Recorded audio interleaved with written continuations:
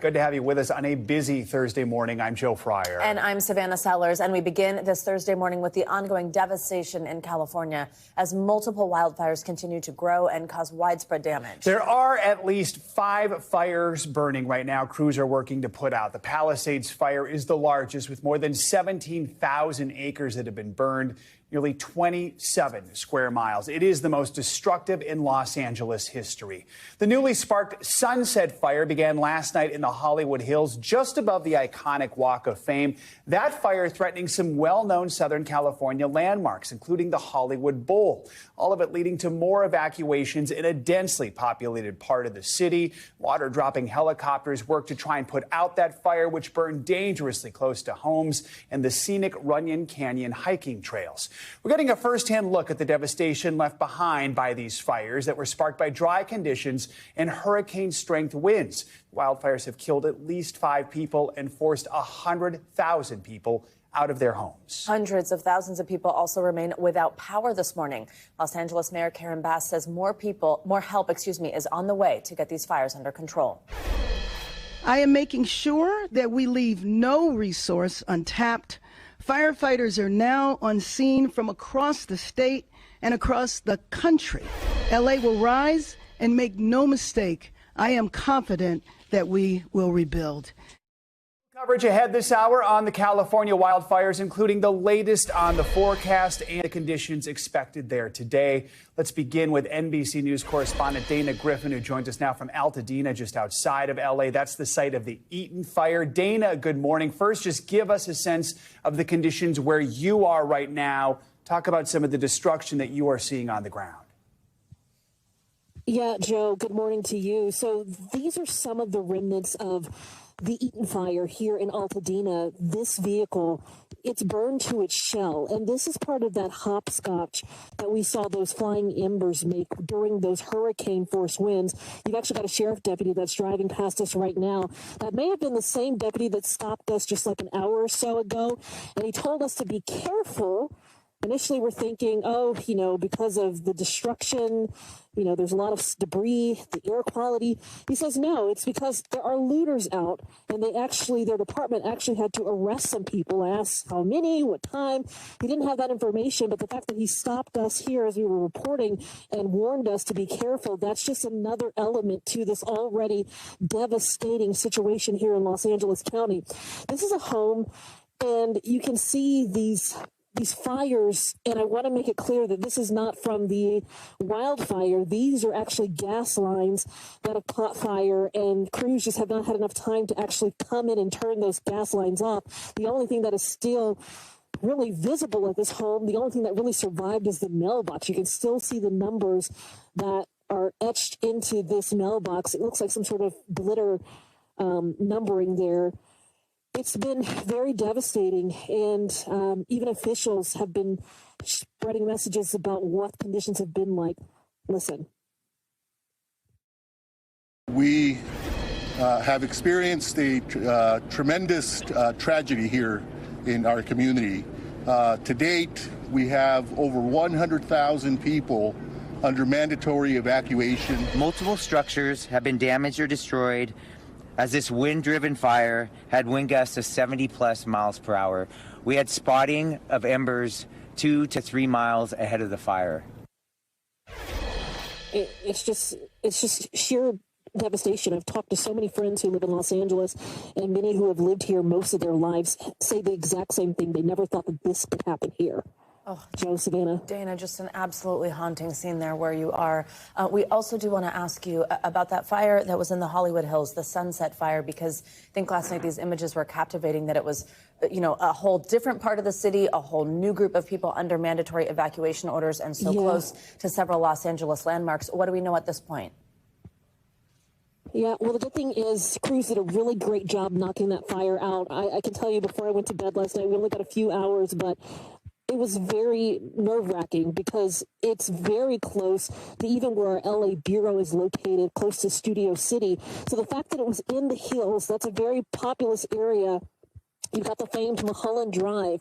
You've got those tight, windy roads and neighborhoods up in that hill. So it was very precarious because several people were trying to leave, and that kind of created a little bit of a traffic jam. But the good news is they were able to mop up most of that fire. I was watching some aerials this morning, and while it is still burning, it looks like the major threat there is over, and evacuation orders have already been lifted. So that's a really great sign. It's a reminder just how important that aerial attack is, something that firefighters did not have in the early days of these fires. Dana, thank you so much. Yeah, absolutely. That's actually exactly what we want to talk about now and bring in retired fire chief of the Los Angeles County Fire Department, Daryl Osby. He's also vice president of emergency preparedness, safety, and security with the California Water Service. Daryl, thank you very much for joining us this morning. So as Joe just mentioned, those water drops, I mean, they did ultimately resume yesterday. They really helped with that Hollywood Hills fire, but winds are expected to pick back up again this evening into Friday, and then that makes it hard for those helicopters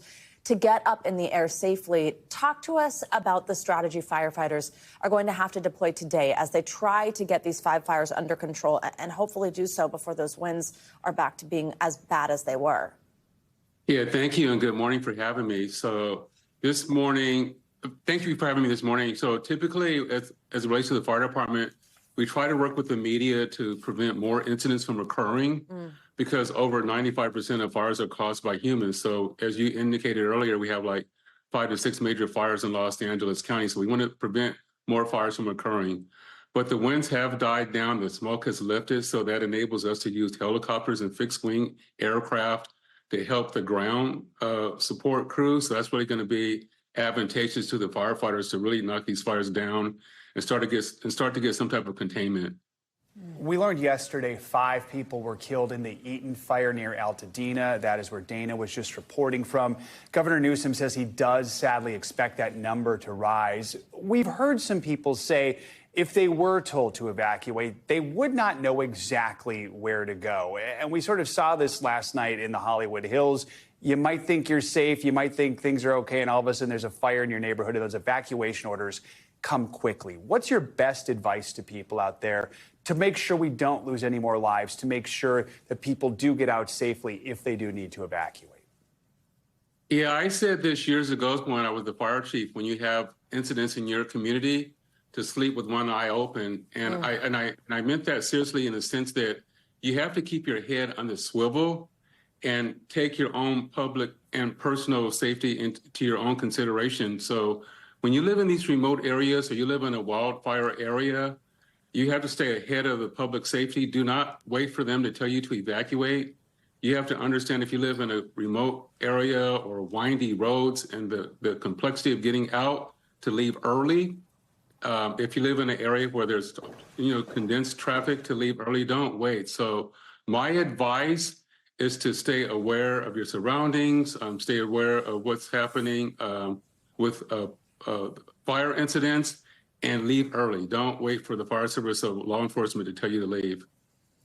Right here, we're seeing firefighters battling businesses being burned in Pacific Palisades. We can obviously see these particular firefighters have water in their hoses. This has been a big point of conversation, though. All 3 of the Palisades water tanks and some of the fire hydrants went dry. Videos of firefighters trying to get water out of hydrants and them being dry. They are just like rampantly all over social media. Walk us through how something like that happens and how desperate the water situation is. Yeah, unfortunately, this is not new to the fire service. Typically, when we have wildfire in the past, they would be in more remote areas. So we would typically deal with water issues. So we would either have enough water in our tank, in the fire trucks, some carry anywhere from 100 to 500 gallons, and we would have water tenders to help fill those tanks when they got low. But in this particular situation and where we are today in today's environment, is that we're having these wildfire incidents occur along the urban areas. And when you look at this fire in Palisades as an example, it actually went from a wildfire incident to the edge of a wildfire in the community to actually urban firefighting. And when you think about water systems as it relates to structural firefighting in urban settings, for residential areas, they're designed to last anywhere up to 2 hours as an example. And then maybe for a commercial area, they're designed to last 5 hours as an example to flow maybe 5,000 gallons of water, depending on your jurisdiction. So when you think about the Palisades incident and this particular situation, you think about how long the firefighters occurred, how many thousands of gallons were being used by the firefighters trying to fight this urban fire. There was no way for the water system to keep up as designed. The unfortunate thing that firefighters have to do in these types of incidents, and I experienced this for the 40 years that I worked in the fire service, is you have to triage. And typically, if you cannot put out a structure fire with a tank of water that you have, then unfortunately you have to let that structure burn and go to other areas of the community and protect structures that haven't burned. And then in addition to the water system, there were situations where you probably couldn't see, but firefighters do have eductors on their fire apparatus to suck water or siphon water out of swimming pools or other water sources to help them get water if there's no water in the fire hydrants. Such tough situations for residents in those neighborhoods when they see scenes like that. Darrell Osby, we so appreciate you joining us. Your expertise is valuable this morning. Thank you for your time. All right, thank you. Let's take a closer look at the weather conditions expected today in Southern California, plus that big winter storm set to begin in the south. Angie Lassman's here in studio with your morning news on weather. Hey, Angie. Hi, guys. Good morning to you. We start with, of course, the fire conditions. We've still got these red flag warnings of 17 million people included in those. Not much change with this, and this is likely going to extend here for the next at least day or so as we start to see conditions fluctuating. I say fluctuating because notice today we're still going to deal with those winds offshore, so we're still dealing with the dry conditions as far as the winds, but we're going to see them ranging 40 to 50 miles per hour. That's, of course, an improvement when you consider that at some points yesterday, especially in the early morning hours, we were dealing with 100 plus miles per hour, 80 to 100 range closer to the coast. Either way, we're going to see those down to about 40 to 50 miles per hour today, but they do ramp back up tomorrow to that 50 to 70 mile per hour range. So let's show you exactly what's happening right now. These are, of course, the 5 main fires that we're looking at right now. When it comes to your wind speeds, notice higher in the mountains and in the hills, 30, 40, 50 mile per hour winds right now. You get closer to the coast, those are a lot less,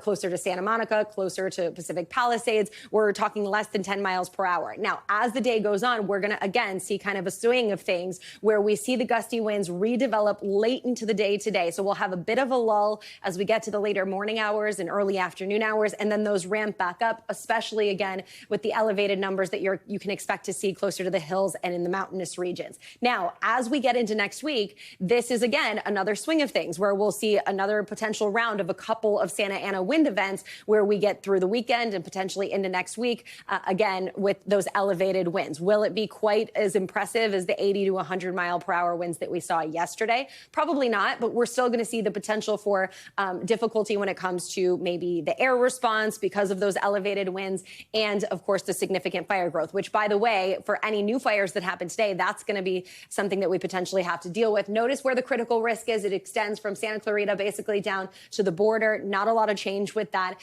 We're going to still see the levels of our humidity kind of tick up a little bit as the week goes on, as we really get into Friday, maybe a couple of percentages. But guys, even still with the improvements on that, our air quality is going to be difficult as well. You can see unhealthy for a lot of folks. Los Angeles, Pasadena, Compton, all included in that. So not just the fire concern, also the air quality going to be an issue for folks in this region today. Yeah, and that affects just so many people throughout that area, even if the fires are not burning right in their neighborhood. Absolutely. Thanks, Angie. Of course. Well, President-elect Donald Trump is asking the Supreme Court to block any further proceedings in his New York hush money case. That request comes ahead of his sentencing, which is scheduled for tomorrow. Earlier this week, a New York appeals court judge declined to block the decision to move forward with that sentencing hearing. Mr. Trump was convicted last year on 34 counts of falsifying business records. Judge Juan Merchan initially postponed the sentencing, but last week ruled he would move forward, saying Mr. Trump won't be incarcerated. For more on this, we are joined by NBC News White House correspondent Aaron Gilchrist, as well as our legal analyst, Danny Savalos. Good morning to both of you. Aaron, I will start with you. Walk us through this latest filing by Mr. Trump's lawyers. What are they arguing right now? So, Savannah and Joe, this really goes back to, as you noted, last summer when Judge Juan Merchan decided to delay the sentencing in this case. Eventually, we got to the point where we are today, where he decided last week that the sentencing would happen tomorrow. The Trump team of lawyers appealed to him to stay that decision to hold the sentencing tomorrow. He said no. An appeals judge said no after the team appealed to the higher court. And now we're at the place where the Trump lawyers have appealed to both the U.S. Supreme Court and to New York State's highest court, saying that going forward with any legal proceeding in this case would be a violation of presidential immunity, that Trump is protected by presidential immunity and that a president-elect should have the same protections as a sitting president. They believe as well that that staying this decision to hold the sentencing would prevent harm to the presidency and to the operation of the federal government. For the New York prosecutors' part, they had until this morning to respond to this filing from the Trump team. The Supreme Court has asked for that response by this morning so that the court can make a decision about whether to take some action in this case and block that sentencing from happening tomorrow. So we do expect to hear from New York prosecutors by way of a filing, guys. No statement beyond what they ultimately will file in court. So, Danny, tight deadline to say the least. Sentencing is set for tomorrow. How quickly can the Supreme Court act? What do we expect to hear from the justices today?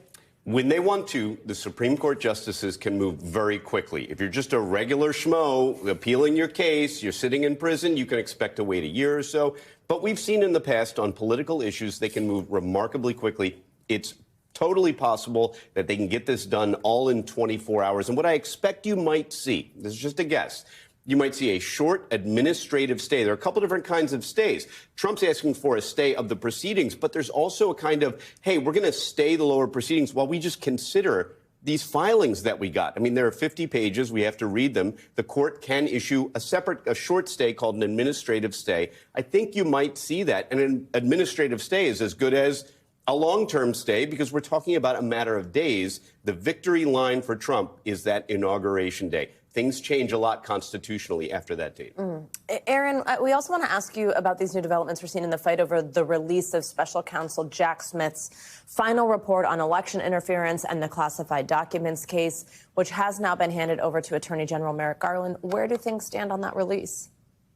Right. So like you said, the report is done. It's in 2 volumes, one volume dealing with the obstruction of the 2020 election, the other volume dealing with the classified documents that were found at Mar-a-Lago at Trump's Florida estate. The Attorney General has said that the Department of Justice, I should say, says that the Attorney General is not inhibited from releasing the first part of that report, Volume 1, about the 2020 election, that there's no need or legal basis for an injunction to block the release of that report. As we know, the district judge in Florida, Aileen Cannon, has said that she was putting in place an injunction to block the release of the report in its entirety.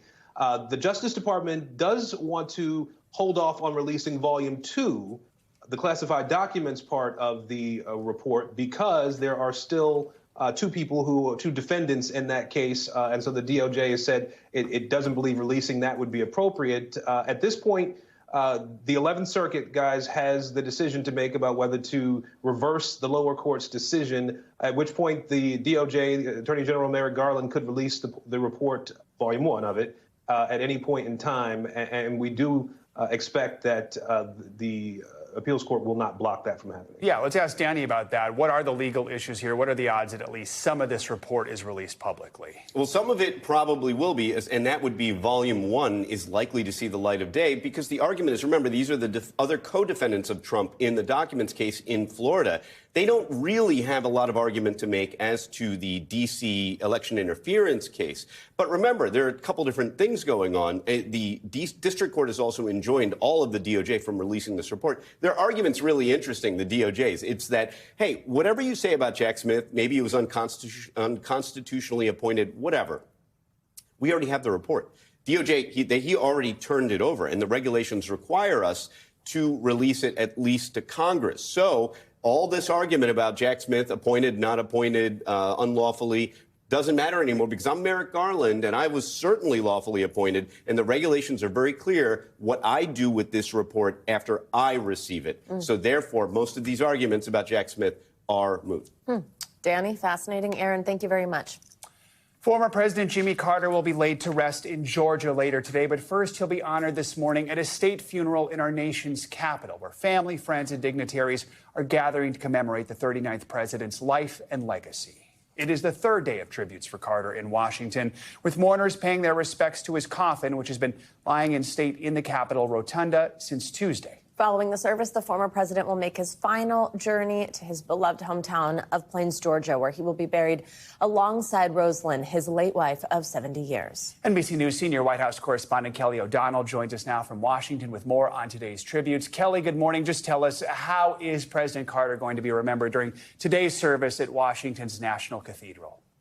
Well, good morning to both of you. And this is really the final national opportunity for Jimmy Carter to be remembered, to have the story of his life and his public service told by people who knew him well and people who admired him and the community of Washington. So you will have many dignitaries who will be gathered and family members, of course. And this is one of the ways that the American people salute former presidents when their lives have come to an end. This is a typical traditional part of the many days of state funeral, which covers the entire experience of the different ceremonies that have honored Jimmy Carter's life. He was in many ways a person who did not like all the pomp and the ceremony and the rituals of the office. He lived a very simple life. And yet at the same time, he also understood that these kinds of traditions are important for the sweep of history, for the reverence for the office itself. So the story of Jimmy Carter as a young man who was born in a time that seems so far ago, 100 years ago, in rural Georgia, in a largely African-American community, working on a farm where there was no running water at the home where he grew up, to attaining the highest office in the land and being a global figure. It is an epic American life in those respects, and that is part of why the national community comes together today to bid him farewell. And then, as you pointed out, he will later be returned with his family to Plains, Georgia, where they will have a private service at the church where he attended and where he led Bible classes on a regular basis well into his 90s. And then that private internment on the grounds of the home that he shared with Rosalind, married 77 years, a real life in Plains, part of the community, and that will become a public place now as he deeded the property to the National Park Service. So in time, the public will be able to visit the gravesite there. Kelly, moments like this often bring people together, even from across the aisle, something we don't often see right now. Who are those leaders and dignitaries that you mentioned that will be in attendance? Well, there is a tradition of bringing American presidential families together, and that will certainly be the case today. So you'll have the Clintons, the Bushes, President Obama will be present. Of course, President Biden will be delivering a eulogy, but it goes much deeper than that. You'll have representatives from presidential families going back to Roosevelt. You'll have the daughters of President Nixon, President Johnson, the grandson of President Kennedy. And so this is a tradition we see where presidential families honor part of their own community. And again, it tells us how the American story, the day-to-day politics, is one piece of Washington. There is something else about the presidency, and that's this cultural piece, that they are a part of the American family. And this is a way in which that's really demonstrated by having all of those families of both political parties, friends, and maybe not friends politically, who come together and represent this day because of the importance of saluting an American president. Kelly O'Donnell setting the stage beautifully. Kelly, thank you so much. For more on President Carter's legacy, let's bring in NBC News contributor, author of the book, His Very Best, Jimmy Carter, A Life. He's also a presidential historian. That's Jonathan Alter. Jonathan, good morning. Thanks for being here. So as we sit here today on the morning of his funeral, as someone who studied his presidency, wrote about his presidency, what is coming to mind when you think about his life and legacy? Well, you know, yesterday I was at the Capitol where he was lying in state, and I was astonished by how many young people lined up for as long as 5 hours to file past President Carter's casket. And this indicated to me that Jimmy Carter has reached a stature now in death that is beyond what even more politically successful presidents have received. And this is because of his inspirational life of service that extended across many decades. And I think there's also a new appreciation of his many under-acknowledged accomplishments when president. So many people are operating still under this assumption, mediocre president, fantastic former president. And in the last few days, we've learned that actually there were visionary accomplishments as president on the environment and human rights, and even talking about climate change 30 years before others. So I think Jimmy Carter in death has touched a chord, and he's inspiring Americans of all generations as a moral exemplar in a troubled time. Jonathan, you're echoing what so many have had to say, including Vice President Kamala Harris, who spoke about Carter this week. Let's listen to that. Throughout his life and career, Jimmy Carter retained a fundamental decency, and he left the world better than he found it. And in the end, Jimmy Carter's work and those works speak for him, louder than any tribute we can offer. Jonathan, I'm struck by the words fundamental decency. That is something we don't see a lot of these days, is it? No, it isn't. And I think there is a sense across the aisle that we can do better than we're seeing in our politics now. And maybe Jimmy Carter's story can help light the way back to a more decent place in our politics. Now, in the next few days, a lot of the back and forth that we've become accustomed to will resume. I'm not expecting that somehow everybody's going to change overnight. But it's important to have these examples that we can have a president of decency and commitment, and young people who are thinking about going into public life, even if they aren't working for the government. And Jimmy Carter just worked for the government for 12 out of his 100 years. They can be inspired to do things in their own communities, in their own states. And as Carter urged them to do something beyond being ambitious just for themselves, that's fine. He was very ambitious, but also be ambitious to do good in the world. And that is an inspiring message of decency and faith and belief in helping others that will live on for generations. Jonathan, we so appreciate your reflection this morning. Thank you very much. Thanks for watching. Stay updated about breaking news and top stories on the NBC News app or follow us on social media.